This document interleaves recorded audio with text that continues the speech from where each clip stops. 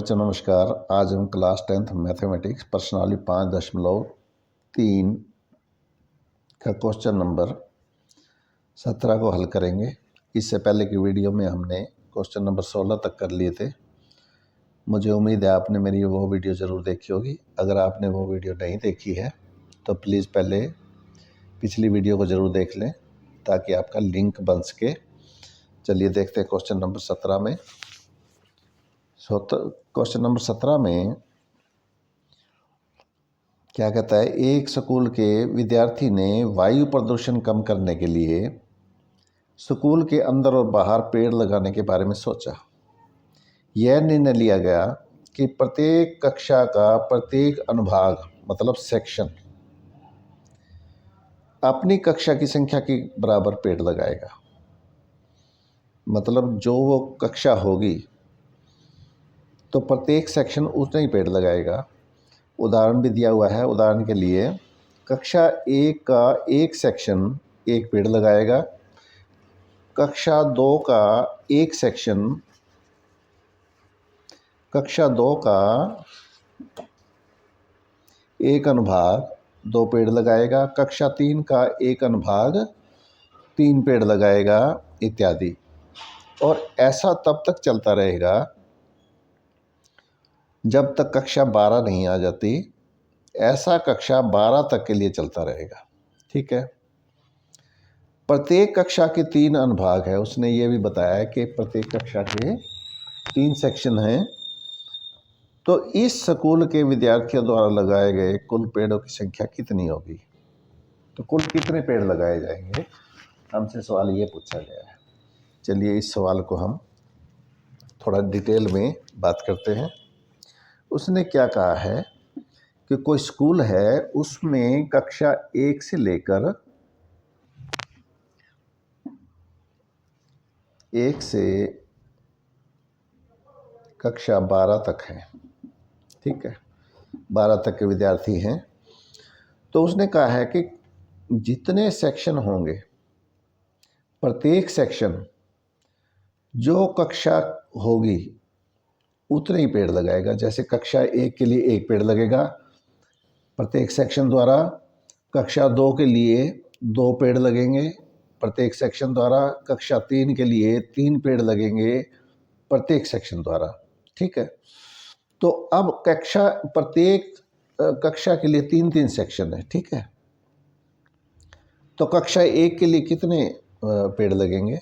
3 section है तो एक सेक्शन 1 पेड़ लगाएगा तो 3 सेक्शन 3 पेड़ लगाएंगे। तो हम लिखेंगे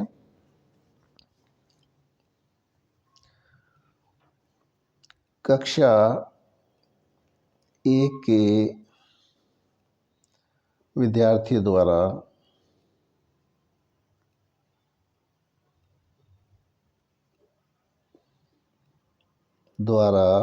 लगाए गए पेड़ों की संख्या।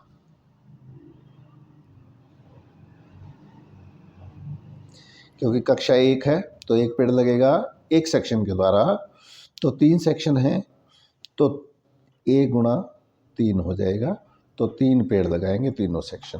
ठीक है। कक्षा 2 के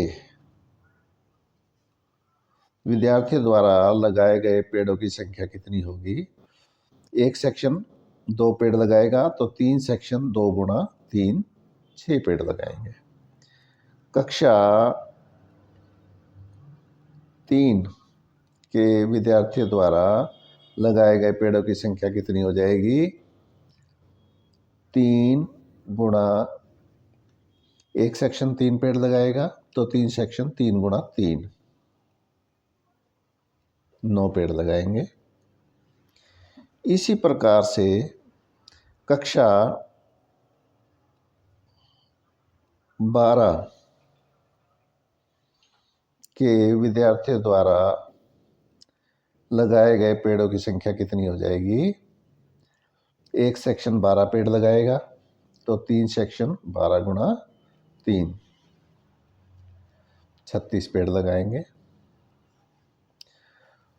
तो अब हम संख्याओं को लिख लेते हैं। 3, 6, 9 एंड सो ऑन 36। अब हम देखते हैं क्या ये AP है।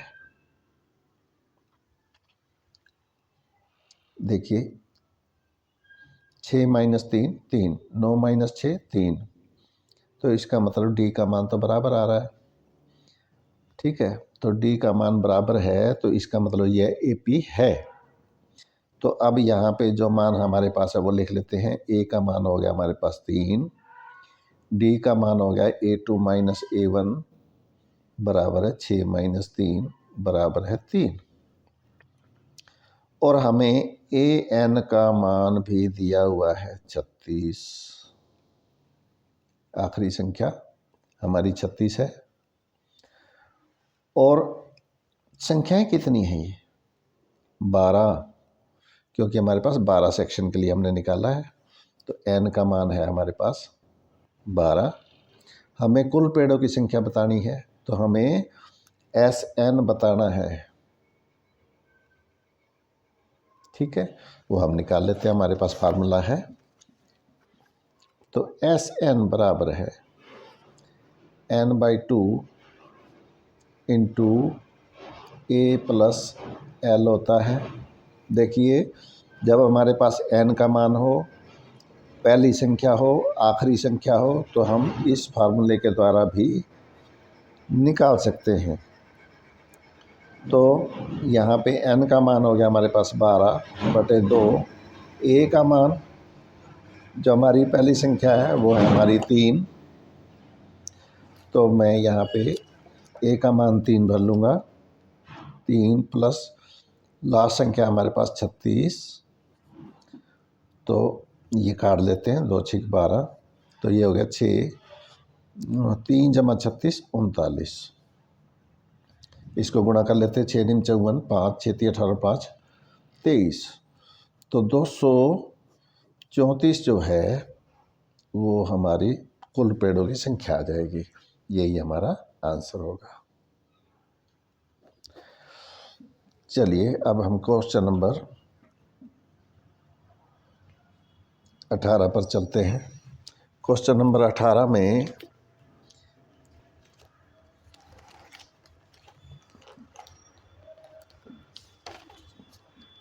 यहाँ पे देखिए,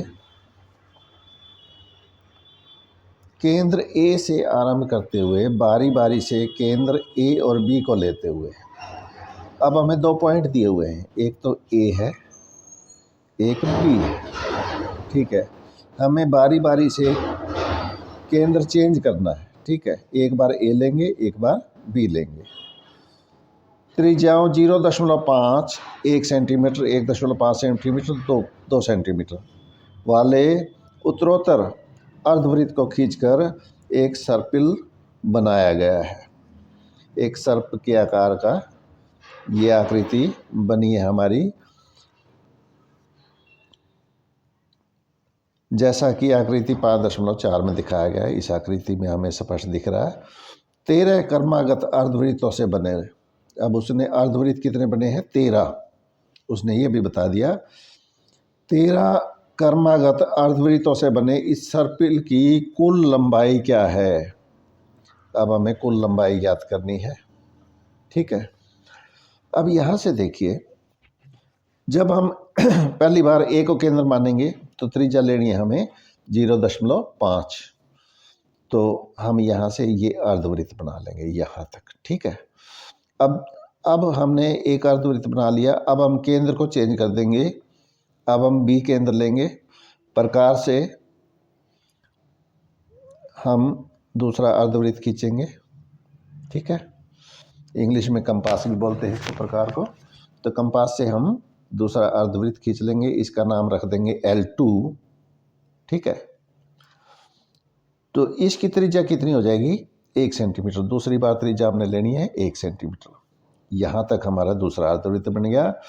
अब हम दोबारा से फिर केंद्र A लेंगे और अब हमारी त्रिज्या कितनी हो जाएगी? 1.5। तो 1.5 लेके त्रिज्या एक अर्धवृत्त हम L3 खींच लेंगे।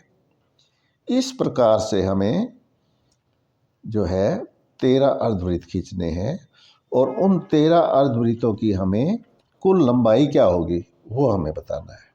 ठीक है, चलिए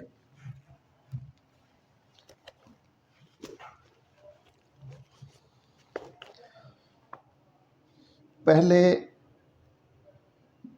अर्धवृत्त की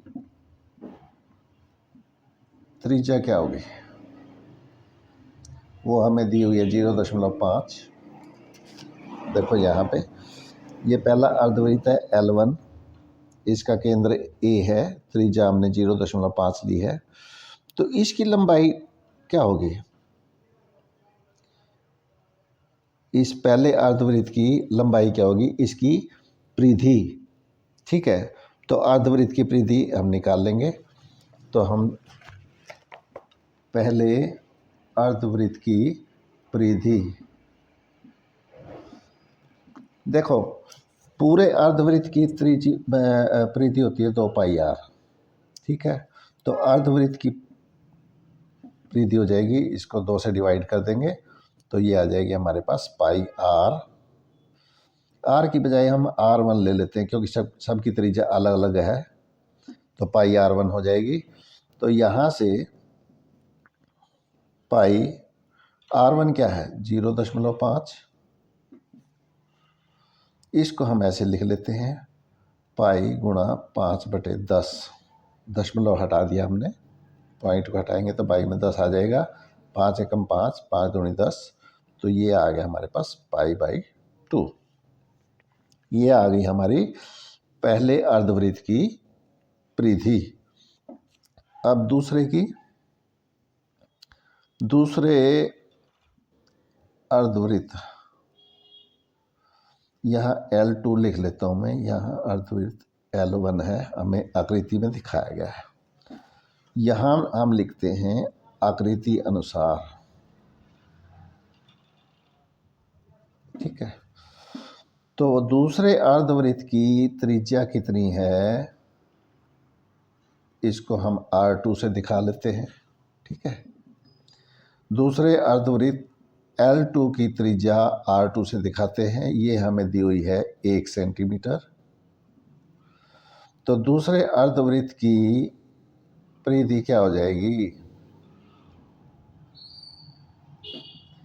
ये हो जाएगी 2πr2/2। पूरे वृत्त की परिधि होती है 2πr, या r की जगह R2 है, क्योंकि अर्धवृत्त की निकालनी है तो हमें 2 से भाग करना पड़ेगा। तो 2πr2/2, 2 से 2 कट गया तो ये आ जाएगी हमारे पास πr2। पाई को हम ऐसे ही रखेंगे, पाई में ही ले रहे हैं हम, पाई को अभी नहीं छेड़ेंगे। R2 है हमारे पास 1 सेंटीमीटर। ठीक है, तो ये आ गया हमारे पास पाई। देखिए यहाँ π/2 है, तो मैं सारी संख्याएं π/2 के रूप में लेना चाह रहा हूँ, तो मैं इसको क्या करूँगा, 2 से गुणा कर दूँगा और 2 से भाग कर दूँगा, तो हमारा कोई फ़र्क नहीं पड़ता। तो ये हमारे पास आ गया 2π/2।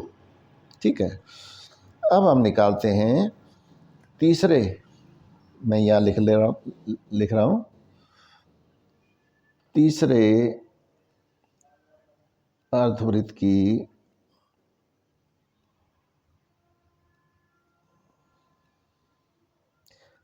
तीसरा अर्धवृत्त कौन सा है, L3।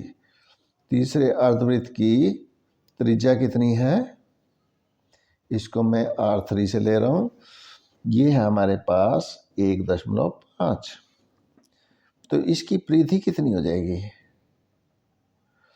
परिधि हो जाएगी हमारे पास πr3, या मैं इसको ऐसे लिख लेता हूँ, 2 से 2 कट गया,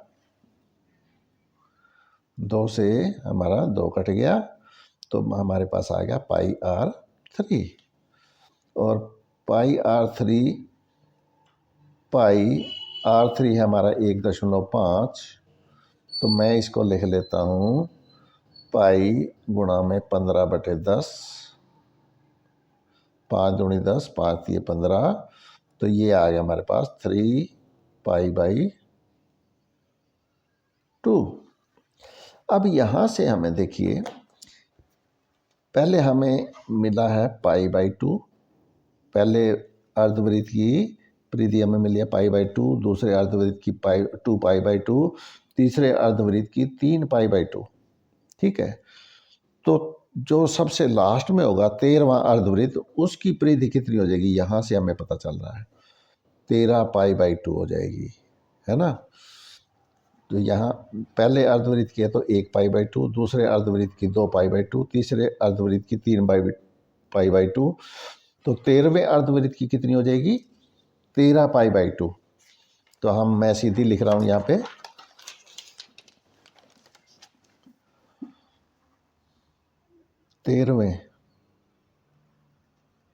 13वें अर्धवृत्त की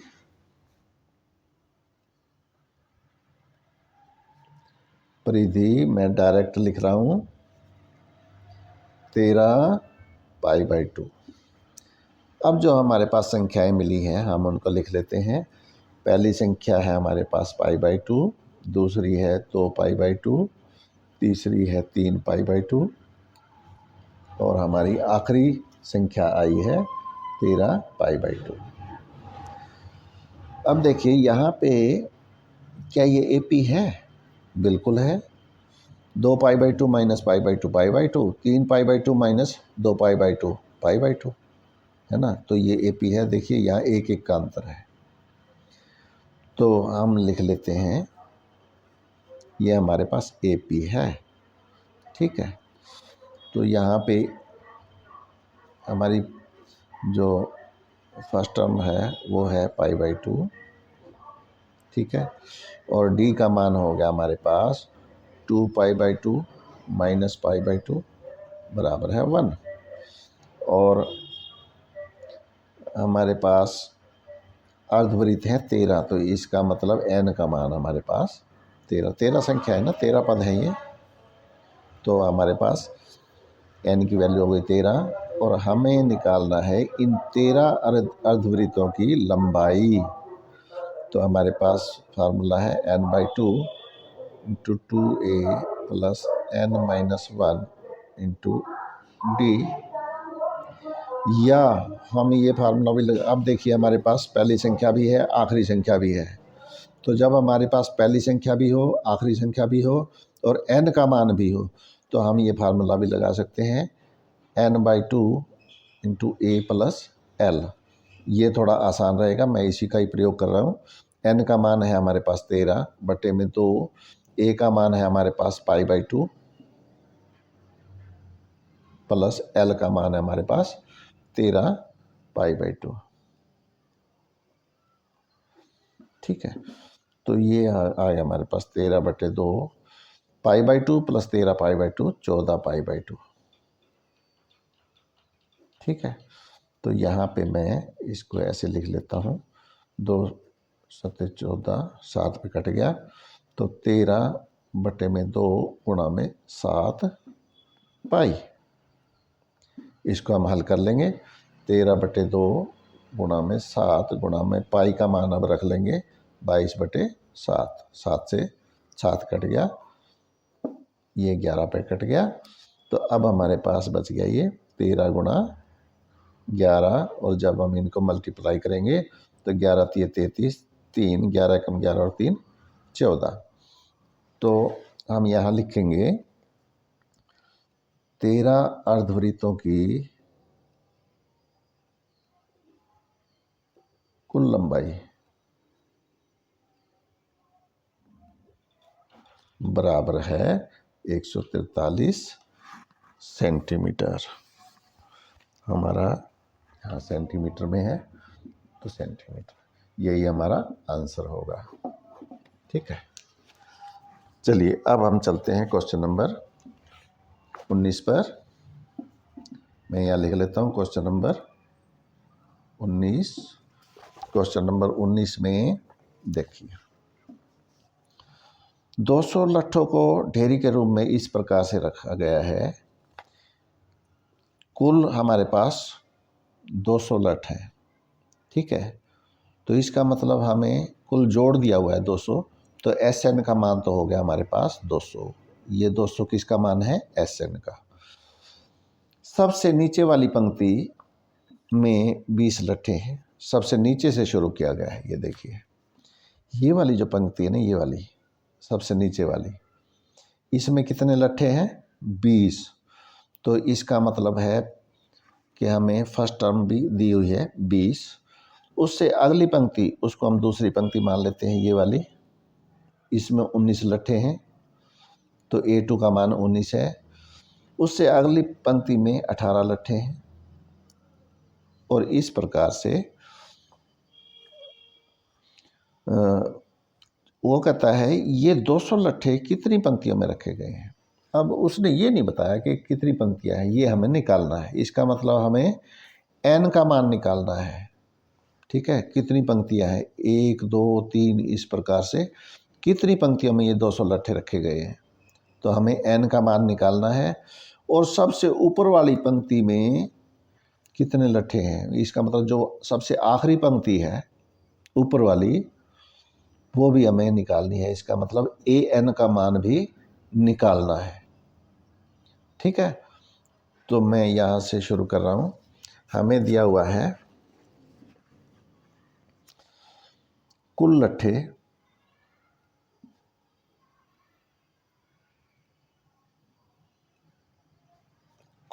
हैं हमारे पास 200, और ये है हमारे पास SN का मान, ठीक है। पहली पंक्ति में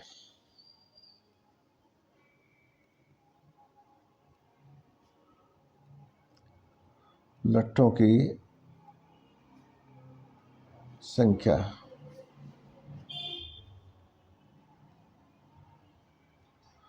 बराबर है 20, दूसरी पंक्ति में लट्ठों की संख्या 19,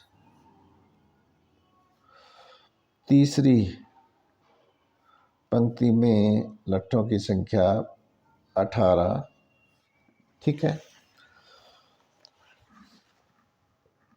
हमें निकालना है n का मान, कुल कितनी पंक्तियां हैं, कितनी पंक्तियों में ये 200 लट्ठे रखे गए हैं, ठीक है। तो हमें n का मान निकालना है, और सबसे आखिरी पंक्ति में, सबसे आखिरी पंक्ति में लट्ठों की संख्या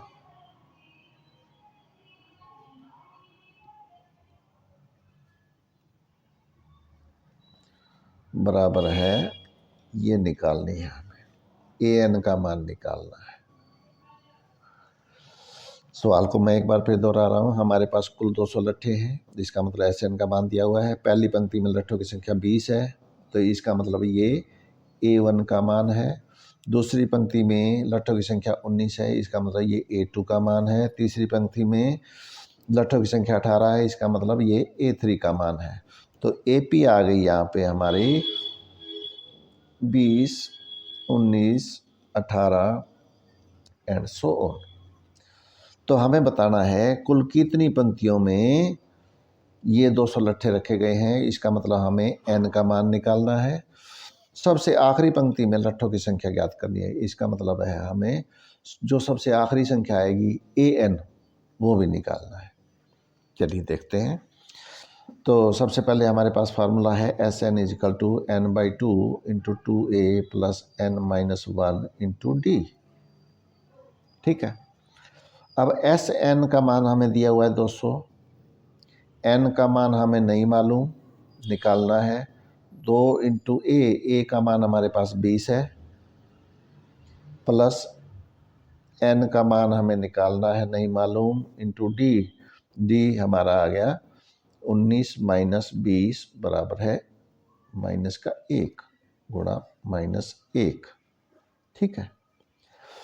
तो अब ये हो गया n/2 × 20 दूनी 40, -1 को अंदर गुणा करते तो -n + 1 हो जाएगा, माइनस को माइनस से मल्टीप्लाई करेंगे तो प्लस हो जाएगा यहाँ पे, ठीक है। तो ये हो जाएगा n/2 40 + 1 41 माइनस n, और इसको थोड़ा सा और हल कर लेते हैं। ये आ जाएगा 41 n/2 माइनस n²/2।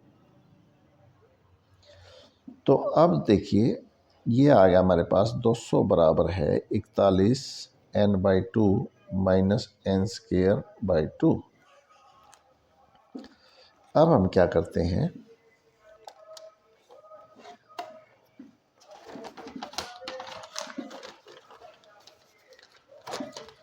मैं इसी समीकरण को दोबारा लिख रहा हूँ। 200 बराबर है 41 n/2 माइनस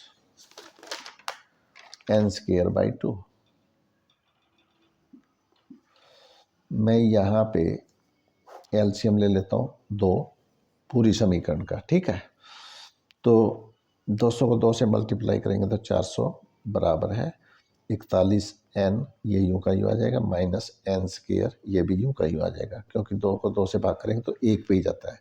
1 को हम 41 से गुणा करेंगे तो 41 ही रहेगा। इसी प्रकार से 1 को n² से गुणा करेंगे तो n² ही रहेगा। अब हम इस 2 को छोड़ देंगे यहीं पे, तो हमारे पास समीकरण बन गई 400 बराबर है 41 n माइनस n²। मैं इन दोनों संख्याओं को इधर ले जाता हूँ ताकि ये n² प्लस का हो जाए। तो इसको इधर ले जाएंगे तो n² प्लस का हो जाएगा, इसको इधर ले जाएंगे तो माइनस 41 n हो जाएगा, और प्लस के 400 पहले से हैं बराबर है 0। अब हमारे पास क्वाड्रेटिक इक्वेशन बन गई। अब हम स्प्लिट मेथड से, विखंडन विधि से हम इस समीकरण को हल करेंगे। इसको हम तोड़ देंगे इस संख्या को, ठीक है। तो ये कैसे टूटेगी, ऐसी हमें 2 संख्याएं चाहिए जिनकी गुणा तो 400 हो और उनका जोड़ 41 होना चाहिए, ठीक है। वो हम देख लेते हैं क्या बनेगा इसका। ऐसी 2 संख्याएं चाहिए जिनका जोड़ हो हमारे पास 41 और गुणा 400। तो ये हो जाएगा, देखिए मैं यहाँ पे कर देता हूँ। सबसे पहले हम 400 के क्या करेंगे, अभाज्य गुणनखंड बनाएंगे। 2 200, 2 पे भाग करेंगे 100, फिर 2 पे भाग करेंगे 50, फिर 2 पे भाग करेंगे 25, और फिर 5 पे जाएगा 5, फिर 5 पे जाएगा 1, ठीक है। तो हम 400 को कैसे लिख सकते हैं, 2 गुणा 2 गुणा 2 गुणा में 2 गुणा में 5 गुणा में 5। अब हमें देखिए 5 पंजे 25, 2 दूनी 4, 4 दूनी 8, 8 दूनी 16। जब मैं 16 को 25 से मल्टीप्लाई करूँगा तो ये 400 आएगा। जब मैं 16 जमा 25 करूँगा तो ये 41 आता है। इसका मतलब है इसके टुकड़े हो गए 25 और 41। तो यहाँ पे हम इसको ऐसे लिख लेंगे n² माइनस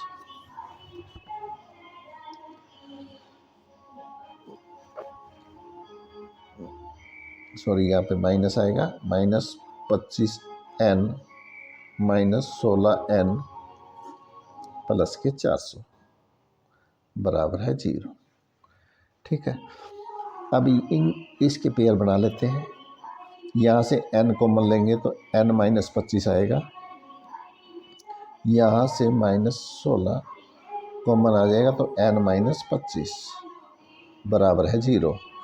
तो यह इन दोनों में से n माइनस 25 कॉमन है, n माइनस 25 n माइनस 16 बराबर है 0। अब या तो ये 0 के बराबर है या ये 0 के बराबर है, तो n माइनस 25 बराबर है 0। तो n का मान हो गया 25, या n माइनस 16 बराबर है 0, तो n का मान हो गया 16। अब हमारे पास n के 2 मान आ गए, ठीक है। तो हम देखेंगे इनमें से कौन सा कंसीडर कर सकते हैं। हमारे पास n के 2 मान आ गए हैं। n का मान एक तो 25 है और एक 16 है। अब हमें निकालना है कि आखिरी पंक्ति में लठों की संख्या कितनी होगी। इसका मतलब है हमें an का मान निकालना है। तो बारी बारी से n का मान हम रखेंगे। n का मान एक बार 25 लेंगे और एक बार 16 लेंगे।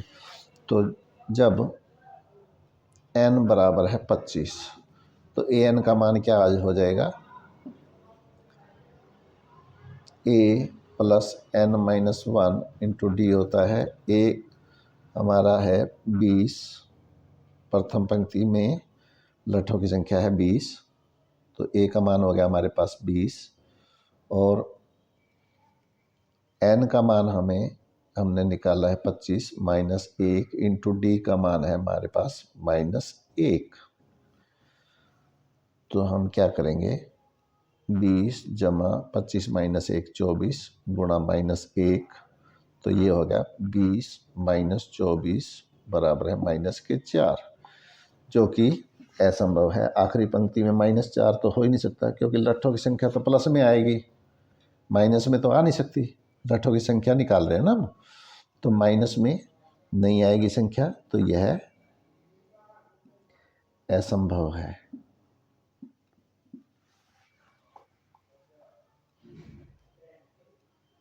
ठीक है, अतः n का मान है 16।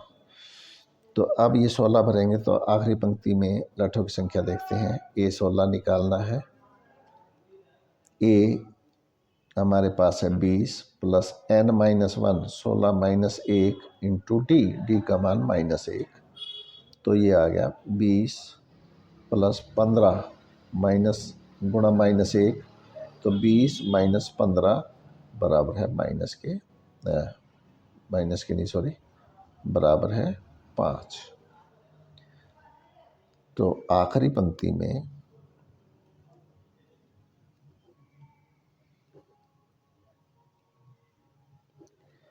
में लठों की संख्या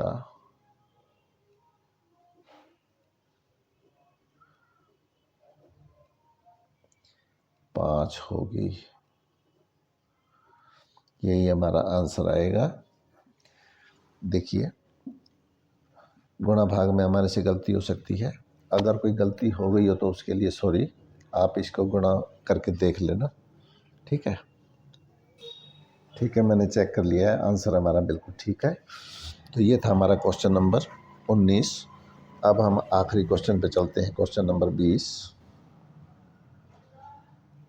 इसको देख लेते हैं, इसमें क्या है। क्वेश्चन नंबर 20 में एक आलू दौड़ है। यहाँ पे देखिए, एक आलू दौड़ में प्रारंभिक स्थान पर एक बाल्टी रखी गई है जो पहले आलू से 5 मीटर की दूरी पर है। यहाँ देखिए, एक बाल्टी रखी गई है और यहाँ से पहला आलू जो है 5 मीटर की दूरी पर है। यहाँ पे पहला आलू है, यहाँ दूसरा आलू है, यहाँ तीसरा आलू है, यहाँ चौथा है, और कुल मिला के 10 आलू रखे गए हैं। ठीक है, यहाँ पे लिखा हुआ है पहले आलू की दूरी 5 मीटर की दूरी पर है। अन्य आलुओं को एक सीधी रेखा में परस्पर 3 मीटर की दूरी पर रखा गया है। इस रेखा पर 10 आलू रखे गए हैं। तो ये हमें जो रेखा दिखाई गई है यहाँ पे, इसमें कुल मिला के 10 आलू हैं। ठीक है, अब वो सवाल में क्या कहता है, प्रत्येक प्रतियोगी बाल्टी से चलना प्रारंभ करती है। जो प्रतियोगी है वो यहाँ से चलती है, निकटतम आलू को उठाती है।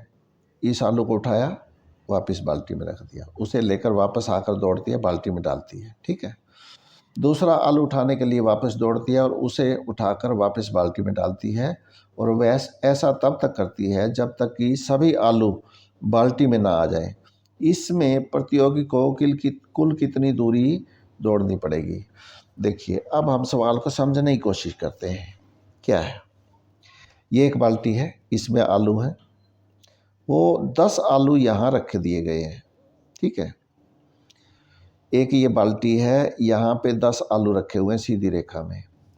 इस बाल्टी से जो पहले आलू की दूरी है वो है 5 मीटर, दूसरे और बाकी प्रत्येक आलूओं की दूरी 3-3 मीटर पे है। यहाँ से 3 मीटर, यहाँ से 3 मीटर, यहाँ से 3 मीटर एंड सो ऑन। मतलब सभी आलूओं के बीच की दूरी जो है वो है 3 मीटर, ठीक है।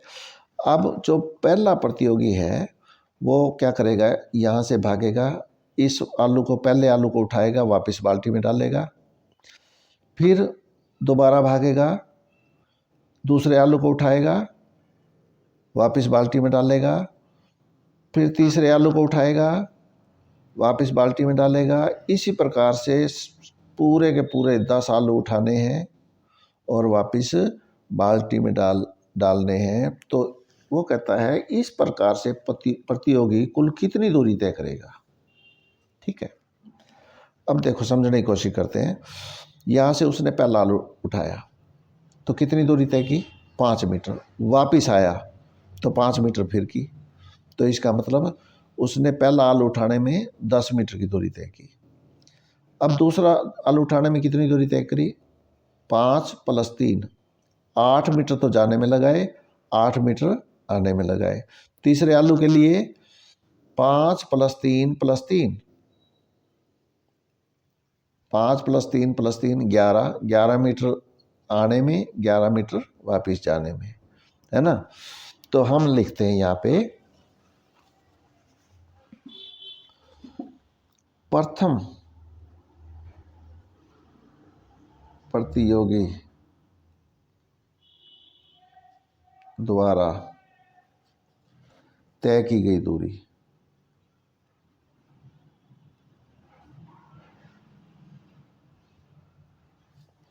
देखो 5 मीटर तो चली है आलू उठाने के लिए, और 5 मीटर चली है आलू को बाल्टी में डालने के लिए। तो इसका मतलब 2 बार चली है 5-5 मीटर।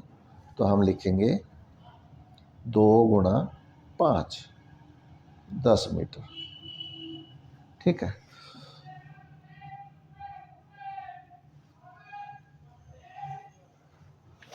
प्रथम प्रतियोगी की बजाय प्रथम आलू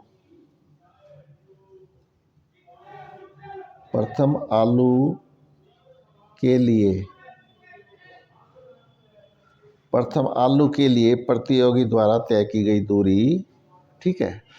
अब हम लिखेंगे दूसरे आलू के लिए तय की गई दूरी, वो कितनी हो जाएगी, 2 बार चलना है उसको, एक बार जाना है एक बार आना, इसलिए 2 से गुणा करना पड़ेगा। और जाना कितना है, 5 + 3। दूसरा आलू तो देखिए यहाँ 5 मीटर ये चलना है, 3 मीटर ये चलना है, तो 5 + 3 8 मीटर चलना है। तो इसका मतलब उसकी कुल दूरी हो जाएगी 2 × 8 बराबर है 16 मीटर, ठीक है। तीसरे आलू के लिए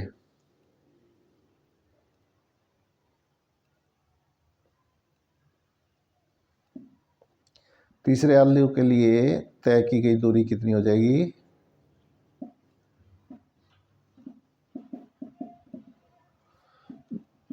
एक बार जाना है एक बार आना है, 2 से तो गुणा करना ही है। और कुल दूरी कितनी जानी है, पहला आलू 5 मीटर पे है, दूसरा आलू 3 मीटर पे है, तीसरा आलू फिर 3 मीटर पे है, ठीक है। तो इस प्रकार से 5 + 3 + 3 2 × 11 हो जाएगा। तो 22 मीटर चलना पड़ेगा तीसरे आलू के लिए, ठीक है। तो 10वें आलू के लिए कितना,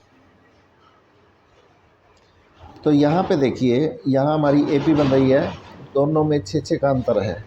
तो मैं पहले एपी लिख लेता हूँ, ठीक है। एपी आ गई हमारे पास 10, 16।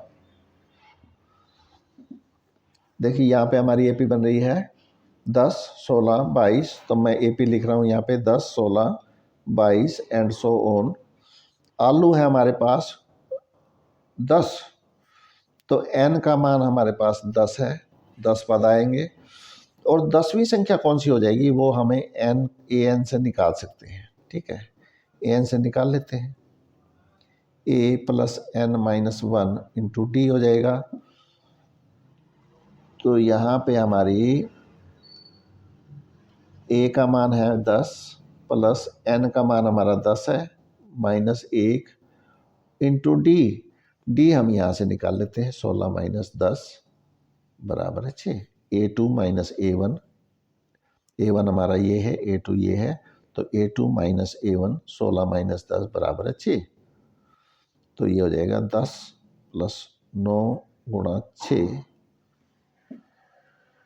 तो जाएगा 10 प्लस 54 बराबर है 64। इसका मतलब है 10वें आलू के लिए 64 मीटर उसका चलना पड़ेगा, है ना। तो an का मान हमारे पास 10 हो गया, या हम इसको l भी लिख सकते हैं। an बराबर है l, आखिरी संख्या ना ये हमारी, तो इसको हम l से भी डिनोट कर सकते हैं। तो ये आ गया हमारे पास 64। अब हमें कुल दूरी ज्ञात करनी है, तो हमें Sn ज्ञात करना है। Sn के लिए हमारा शॉर्ट फार्मूला यूज़ करेंगे, क्योंकि हमें n की वैल्यू का भी पता है, l की वैल्यू का भी पता है, a की वैल्यू का भी पता है। तो हम ये फार्मूला लगाएंगे n/2 into a plus l। n कितना है हमारे पास, 10 आलू हैं, तो 10 हो गया बटे में 2 इंटू a हमारी पहली संख्या है 10 प्लस l हमारा 64 है, मैं यह 64 लिख लेता हूँ। तो इसको हम काट लेते हैं, 2 पंजे 10, तो ये हो जाएगा 5 गुणा 10 जमा 64 74, और इसको हम गुणा कर लेंगे, 5 चौका 20, 2 5 7 35 और 2 37, 370 मीटर उसको कुल चलना पड़ेगा। ठीक है, तो हमारे पास यहाँ लिख ले रहा हूँ मैं, कुल दूरी हो जाएगी 370 मीटर, और यही दूरी उसको चलनी पड़ेगी। ये हमारा आंसर हो जाएगा। इस प्रकार से हमने सभी क्वेश्चन कर दिए हैं इस एक्सरसाइज के लिए। अगर आपको मेरी वीडियो अच्छी लगी है तो प्लीज़ आप इसको लाइक करें, शेयर करें और सब्सक्राइब भी कर दें मेरे चैनल को। वीडियो देखने के लिए आपका बहुत बहुत धन्यवाद।